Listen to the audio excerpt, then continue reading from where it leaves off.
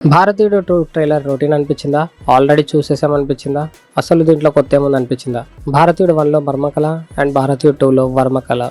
ఈ ట్రైలర్లో స్టోరీతో పాటు వర్మకళ అనే మార్షల్ ఆర్ట్స్ పైన కూడా ఎక్కువ కాన్సన్ట్రేట్ చేశారనిపించింది. సేనాపతి మార్షల్ ఆర్ట్స్ లో తోపు, బట్ అన్ని షార్ట్స్ ఎందుకు? Story line సింపులే. శంకర్ గారి సినిమాలో ఉండేలాగానే సొసైటీలో జరిగే ఫ్రాడ్స్ ని ఎదిరించడానికి ఎవరో ఒకరు ఫస్ట్ స్టెప్ తీసుకోవాలి. అండ్ ఆ ఫస్ట్ స్టెప్ సిద్ధార్థ్ తీసుకుంటాడు. తర్వాత మెల్లిగా వాళ్ళ ఫ్రెండ్స్ జాయిన్ అవుతారు. తర్వాత వాళ్ళ ఫైట్ కి అర్థం పర్థం లేకపోవడం, ఎవరో ఒకరు వచ్చి సొసైటీని మార్చాలి అనుకోవడం, సేనాపతి సీన్ లోకి ఎంటర్ అవ్వడం. బట్ శంకర్ గారి సినిమాలో స్టోరీ లైన్ ఎలా ఉన్నా కూడా ప్రెజెంటేషన్ మాత్రం చాలా యూనిక్ ఉంటుంది. ఒక ప్రాబ్లమ్ ని చాలా క్యాజువల్ గా చూపెట్టకుండా ఒక ఎమోషనల్ జోన్ ని మెయింటైన్ చేస్తారు. చూసే ఆడియన్స్ ఆ సీన్ కి కనెక్ట్ అయ్యేలా ఉంటుంది.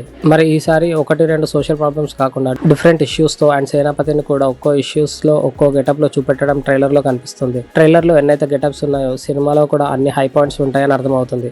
And moreover Varma martial arts ని ఆ స్కిల్స్ ని కూడా చాలా హైలైట్ చేస్తారని అర్థమవుతుంది.